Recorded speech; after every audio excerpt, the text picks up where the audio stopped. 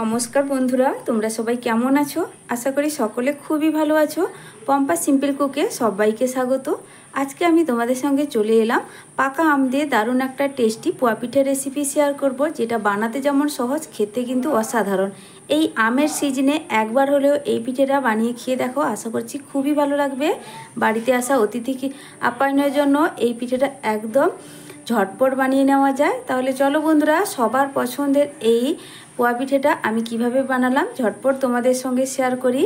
আর বিশেষ অনুরোধ করব বন্ধুদের কাছে, রেসিপিটা সম্পূর্ণ দেখা, একটা লাইক করে ভিডিওটা পুরোপুরি দেখবে, আশা করছি খুবই ভালো লাগবে। এই রেসিপিটি বানানোর জন্য সবার প্রথমে এখানে নিয়েছি আম। দেখো বন্ধুরা, একটা ছোট সাইজের আম আমি নিয়েছি। তোমরা চাইলে এখানে বড় আমও নিতে পারো, তবে আমি যে পরিমাণ বানাবো সেই পরিমাণে কিন্তু এইটুকু আমি যথেষ্ট। তবে বড় আম হলে কিন্তু পুরোটা লাগতো না, আমাকে এখানে কেটে ব্যবহার করতে হতো এক ফালি মতো। তো প্রথমে আমটাকে আমি কেটে নেব।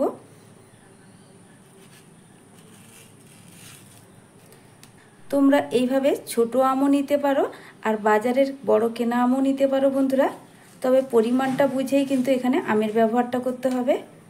তো এইভাবে আমটা কেটে নিয়েছি। তারপরে আম থেকে ভেতরের আমি শাঁসটা বের করে নেব।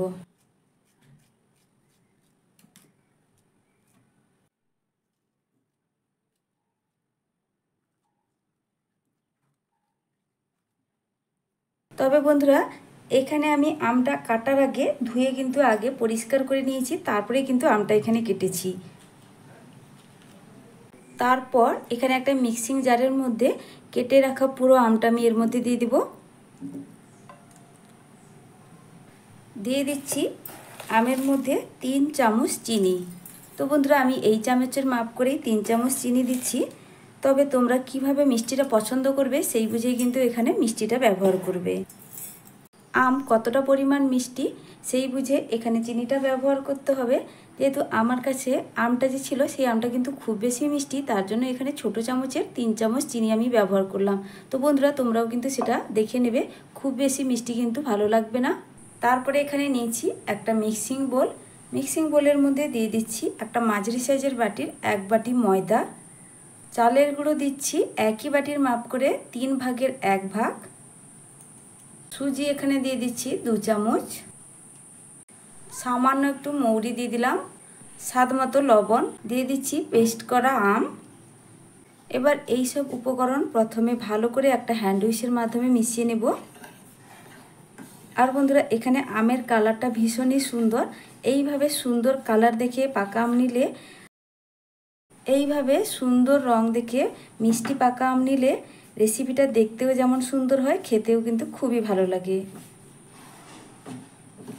আমার চ্যানেলে নতুন কেউ বন্ধু হয়ে থাকলে, আমার রেসিপি যদি ভালো লেগে থাকে তাহলে একটা লাইক করে ভিডিওটা সম্পূর্ণ দেখার অনুরোধ রইল। আর এইভাবে সহজ সহজ রেসিপি পাওয়ার জন্য চ্যানেলটিকে সাবস্ক্রাইব করে আমার পাশে থাকবে। আর পাশে থাকা বেল আইকনটা অবশ্যই প্রেস করে দেবে বন্ধুরা। যখনই আমি নতুন নতুন ভিডিও আমার চ্যানেলে দেব, নোটিফিকেশান তোমাদের কাছেই পৌঁছে যাবে সবার আগে। এবার দেখো, ভালো করেই মিশিয়ে নিয়েছি। মিশিয়ে নেওয়ার পর আমি এখানে নিয়েছি দুধ। তো দুধটা কিন্তু আমি আগে থেকে জাল দিয়ে ভালো করে ঠান্ডা করে রেখেছি, আর দুধটা কিন্তু একটু ঘন করেই রেখেছি। এবার মালাই সমেত অল্প অল্প করে দুধ এই ময়দার মধ্যে দেব, ময়দা আমের মিশ্রণের মধ্যে দেব আর মিশিয়ে নেব। আমি এখানে দুধটা দিয়ে ভালো করে মিশিয়ে নিচ্ছি।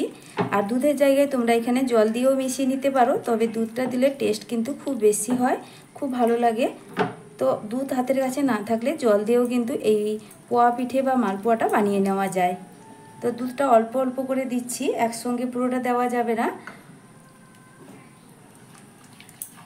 একসঙ্গে বেশি করে ঢেলে দিলে বন্ধুরা এখানে ব্যাটারটা পাতলা হয়ে যেতে পারে। তো সেই জন্যই আমি অল্প অল্প করে দিচ্ছি, আর ভালো করে কিন্তু এখানে মিশিয়ে নিচ্ছি। এখানে আমি 1 বাটি দুধ নিয়েছিলাম, একই বাটির মাপ করে, যেই বাটির মাপে আমি ময়দাটা নিয়েছিলাম। তো বন্ধুরা দেখো, পুরো দুধটাই কিন্তু এখানে লেগে গেল। 1 বাটি দুধটা দেওয়ার পর ভালো করে মিশিয়ে নেওয়ার পর ব্যাটারের ঘনত্বটা ঠিক এইভাবে হয়েছে। আর এইভাবে একটা ব্যাটারের ঘনত্ব রেডি করতে হবে, তাহলেই কিন্তু পিঠেটা একদম পারফেক্টভাবে হবে, নরম তুলতুলে হবে। বন্ধুরা এখানে আমি 1 বাটি দুধের ব্যবহার করলাম। তোমরা দুধ কিংবা জল যাই ব্যবহার করো না কেন সেটাই কিন্তু তোমরা একটু দেখে বুঝে নিবে, বেশি কম লাগতে পারে, কারণ আম আর চিনির পেস্ট দেওয়ার পরে এইভাবে ব্যাটারের ঘনত্ব একটা রেডি করতে হবে, সেটা কিন্তু তোমাদের একটু বেশি কম লাগতে পারে। পিঠে বানানোর জন্য ব্যাটার একদম রেডি। আর এখানে কোনো রকম বেকিং পাউডার কিংবা বেকিং সোডা ব্যবহার করছি না। বেকিং পাউডার আর বেকিং সোডা ছাড়া দারুণ নরম ফুলকো পিঠে রেডি হবে। আজকের মালপোয়া পিঠেগুলো আমি এই তড়কা প্যানেই ভাজবো, তার জন্য গ্যাসে একটা এই তড়কা প্যানেই বসিয়ে দিয়েছি। তোমরা চাইলে যে কোনো কড়াইতে ভেজে নিতে পারো, তবে তড়কা প্যানে এইভাবে পোয়া পিঠেগুলো ভাজলে তেলের পরিমাণটা খুবই কম লাগে, কম তেলেই এই পোয়া পিঠেগুলো ভাজা হয়ে যায়। তো তোমরা বন্ধুরা তোমাদের সুবিধা মতো যে কোনো কড়াইতে ভেজে নিতে পারো। এবার দেখো প্যানের মধ্যে দিয়ে দিচ্ছি সামান্য একটু তেল, 1/2 চামচ মতো এখানে তেল দিলাম। তেলটা এবার ভালো করেই গরম করে নিয়েছি। এবার গ্যাসের ফ্লেমটা আমি মিডিয়ামে করে দিব। মিডিয়ামে করে দেওয়ার পর এখানে আমি এই একটা হাতার সাহায্যে কিছুটা পরিমাণ দিয়ে দিচ্ছি। তো বন্ধুরা 1 হাতা আমি দিয়ে দিলাম। তারপরে একটা প্লেট ওপর থেকে ঢাকা দিয়ে দেবো। গ্যাসের ফ্লেমটা এখন মিডিয়াম টু লোয়ের মাঝখানেই রেখেছি। 6 থেকে 7 সেকেন্ডের পর আমি ঢাকাটা খুলছি, খুব বেশি সময় লাগে না। দেখো বন্ধুরা এবার দেখো কতটা ফুলকো হয়েছে, আর ওপর থেকে দেখেই বোঝা যাচ্ছে যে ওপরের দিকটা কিন্তু শুকনো শুকনো ভাব হয়ে গেছে। এই সময় সামান্য একটু তেল আমি ব্রাশের সাহায্যে নিয়ে একটু ব্রাশ করে দিচ্ছি। এবার একটা চামচের সাহায্যে এটাকে আমি উল্টে দেব। আর কিন্তু এখানে কোনো রকম ঢাকা দেওয়ার প্রয়োজন নেই। উল্টো সাইডটা হালকা সুন্দর একটা কালার চলে এলে আমি এটাকে তুলে নেব। আমি এবার এটাকে উল্টেও দেখাচ্ছি। দেখো বন্ধুরা ঠিক এইভাবে করেই কিন্তু ভাজা হয়েছে। আমি এবার এটাকে তুলে নিচ্ছি। দেখো বন্ধুরা সব পিঠেগুলো ভেজে নেওয়ার পর আমি এখানে একটা প্লেটের মধ্যে নিয়ে নিচ্ছি। আর পিঠেগুলো দেখতে কতটা লোভনীয় লাগছে, কালারটা কত সুন্দর একটা পিঠের মধ্যে এসছে। এইভাবে তোমরাও বাড়িতে একবার পিঠে বানিয়ে দেখো, আশা করছি তোমাদেরও এইভাবে পারফেক্টভাবে পিঠে বাড়িতেই তৈরি হয়ে যাবে। বাড়িতে কেউ হঠাৎ এসে পৌঁছালেও কিন্তু খুব সহজেই চটজলদি এই পিঠেগুলো বানিয়ে দেওয়া যায়। আর এই পিঠেগুলো কতটা নরম তুলতুলে হয়েছে সেটা তো আমি তোমাদের একটা পিঠে কেটেও দেখাবো। তো দেখো বন্ধুরা আমার এই রেসিপি যদি তোমাদের আজকে ভালো লেগে থাকে তাহলে লাইক শেয়ার সাবস্ক্রাইব করে পাশে থাকার অনুরোধ রইল। প্রত্যেকটা পিঠে দেখো উল্টো দিকটাও কত সুন্দর করে ভাজা হয়েছে। একদম কম তেলে নরম তুলতুলে পিঠে কত চটজলদি রেডি করে ফেললাম। দেখে নিশ্চয়ই বুঝতে পারছো কতটা নরম তুলতুলে হয়েছে।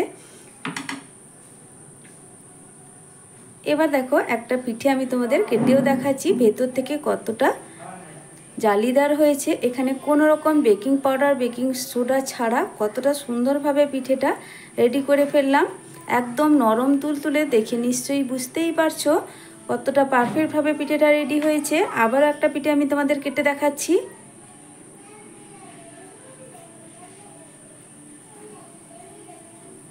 তো বন্ধুরা আজকের মতো আসছি, ফিরে আসবো নতুন এক রেসিপি নিয়ে। তোমরা সকলে ভালো থেকো, সুস্থ থেকো।